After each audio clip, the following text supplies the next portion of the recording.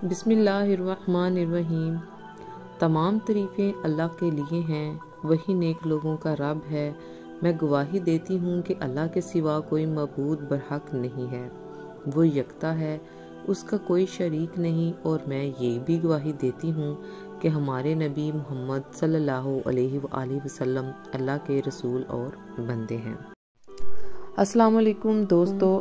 ایک مرتبہ حضرت عیسیٰ بن مریم علیہ السلام پہاڑ کی کسی چوٹی سے گزر رہے تھے۔ اس وقت ابلیس ان کے پاس آیا اور اس نے ان سے کہا، روح اللہ، یہ بتاؤ کیا تمہارا خدا اس بات پر قادر ہے کہ اگر تم اس چوٹی پر سے گرو وہ تمہیں بچا سکتا ہے؟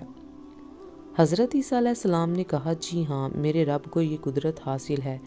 ابلیس نے کہا، اگر آپ اپنے دعوے میں حق پر ہیں اور سچے ہیں تو آپ اپنے آپ کو اس پہاڑ کی چوٹی سے گرا دیں، میں دیکھتا ہوں کہ آپ کا رب آپ کو مرنے سے کیسے بچا سکتا ہے۔ حضرت عیسیٰ علیہ السلام نے محسوس کیا کہ شیطان انہیں ناجائز وسوسے میں ڈالنا چاہتا ہے۔ انہوں نے اس سے کہا، کیا تو یہ چاہتا ہے کہ میں اپنے رب کی آزمائش کروں؟ یہ علیحدہ بات ہے کہ مجھے اس بات کا یقین ہے کہ میرا خدا میری حفاظت کرے گا۔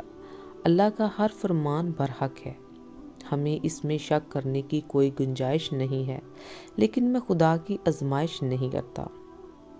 کچھ دنوں بعد ابلیس ان کے پاس پھر آیا اور ان سے کہا، عیسیٰ علیہ السلام، تم تو اللہ ہو، نعوذ باللہ، کیونکہ تم مردے زندہ کرتے ہو، غیب جانتے ہو اور لوگوں کو غیب کی خبریں دیتے ہو۔ حضرت عیسیٰ علیہ السلام نے اس کی بات کاٹتے ہوئے کہا، لعین، تو جھوٹ بکتا ہے، میں خدا کا مستجاب الدعویٰ بندہ ہوں۔ اللہ میری دعائیں قبول کرتا ہے اور اسی کے حکم سے مردے زندہ ہوتے ہیں، اور جہاں تک غیب کی باتوں کا علم ہے، خدا مجھے غیب کی باتوں کا علم دے دیتا ہے اور میں ان کو لوگوں کو بتاتا ہوں۔ جب ابلیس نے دیکھا کہ عیسیٰ علیہ السلام اس کے چال میں پھنسنے پر آمادہ نہیں ہو رہا تو وہ چیخ مار کر ان کے سامنے سے بھاگ کھڑا ہوا۔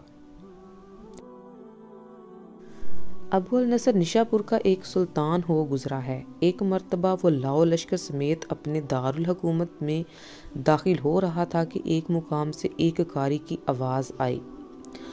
اس نے اس کو چونکا دیا۔ ابو نصر قرآن سننے کے لیے رک گیا۔ قاری نے دل سوز آواز میں سورۃ ال-عمران کی آیت نمبر 26 کی تلاوت کی، جس کا ترجمہ یہ ہے، آپ کہہ دیں کہ اے اللہ، تو ہی مالک الملک ہے، تو جسے چاہے سلطنت عطا کرے اور جسے چاہے سلطنت چھین لے، اور جسے چاہے عزت دے اور جسے چاہے ذلت دے، تمام بھلائی تیرے ہاتھ میں ہے، بے شک تو ہر چیز پر قدرت رکھتا ہے۔ اس آیت مجیدہ نے سلطان کے دل پر گہرا اثر کیا اور وہ یہ آیت سن کر کانپ اٹھا اور رکوع کیا، پھر سجدہ بجا لایا۔ کچھ عرصہ بعد اس قاری کی وفات ہو گئی۔ اس کے دوست نے خواب میں دیکھا کہ اس قاری کو اللہ نے جنت میں عظیم مقام دیا ہے۔ اس نے قاری سے پوچھا کہ تجھے اللہ نے یہ مقام کس کے عوض دیا ہے؟ اس نے جواب دیا، میں تو ایک بد کردار اور گناہ گار انسان تھا، میرے نامہ اعمال میں کوئی خاص نیکیاں نہ تھیں، مگر اس کے باوجود خدا نے مجھ پر کرم کیا اور مجھے یہ مقام عطا کیا۔ میرے خدا نے مجھے بتایا کہ تم نے دنیا میں ایک سلطان کو ہماری عظمت یاد دلائی تھی، اس کے عوض ہم آج تمہیں بلند مقام عطا کر رہے ہیں۔ جی ہاں، اللہ تعالیٰ کا فرمان ہے، تم مجھے یاد کرو، میں تمہیں یاد کروں گا۔ پرانے زمانے میں انطاکیہ ایک شہر تھا۔ یہ ایشیائی کوچک میں واقع تھا۔ اس شہر کی لمبائی 12 میل تھی اور اس میں انسانوں کی بھاری تعداد قیام پذیر تھی۔ انطاکیہ شہر کے لوگ گمراہ اور ظالم تھے، وہ ستاروں اور بتوں کی پوجا کرتے تھے۔ اللہ تعالیٰ نے ان کی رشد و ہدایت کے لیے ان کے پاس 2 نبی بھیجے۔ اہل شہر نے ان کی تقوید کی تو ان کے لیے تیسرے رسول کو وہاں بھیج دیا گیا۔ چنانچہ تینوں نبیوں نے لوگوں کو اللہ کے راستے کی دعوت دی اور شہر کے گوشہ گوشہ میں تبلیغ دین کی، لوگوں کو توحید کی دعوت دی، یوم قیامت سے آگاہ کیا اور انہیں عذاب خداوندی سے خبردار کیا۔ اہل شہر بڑے بدبخت تھے۔ 3 مشترکہ انبیاء علیہ السلام کی تبلیغی کاوشوں کے باوجود ان پر بالکل اثر نہ ہوا اور پورے شہر میں صرف 40 لوگوں نے دعوت حق کو قبول کیا۔ شہر کے دوسرے لوگوں نے تینوں نبیوں کے پیروکاروں کو پکڑ کر ان کو سخت اذیت دی اور ظلم کی انتہا کر دی اور مظالموں کی گردنوں میں سوراخ کر کے رسیاں ڈال دی گئی۔